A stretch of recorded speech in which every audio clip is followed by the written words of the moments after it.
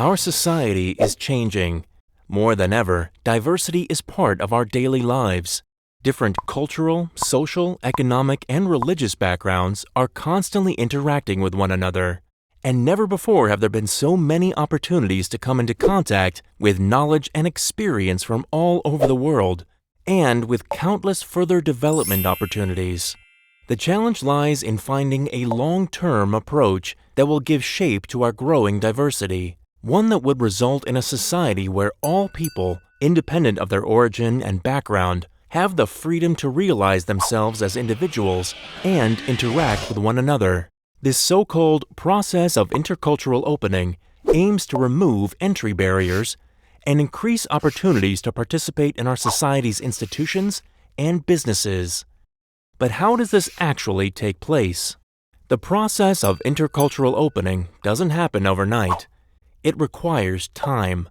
It is an organizational development process where institutions and companies critically examine their existing structures, discover entry barriers, and become even more mindful of the needs of their customers and employees.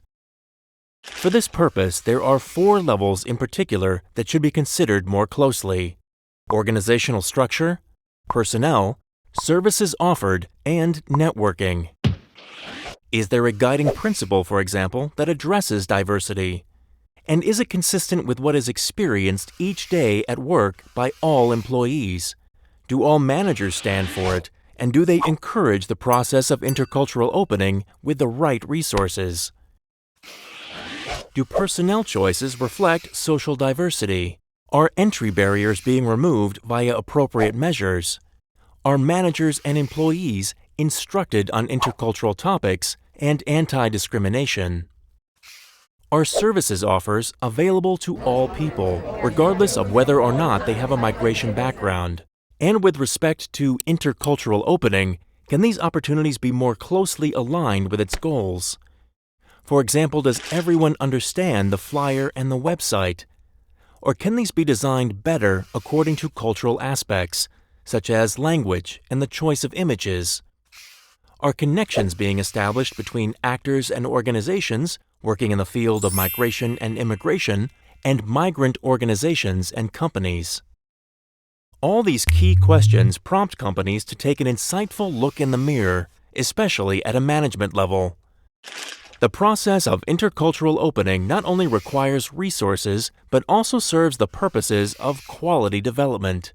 It makes cooperation easier, both with customers as well as between employees. And ultimately, it makes it possible to harness the benefits of diversity in our society.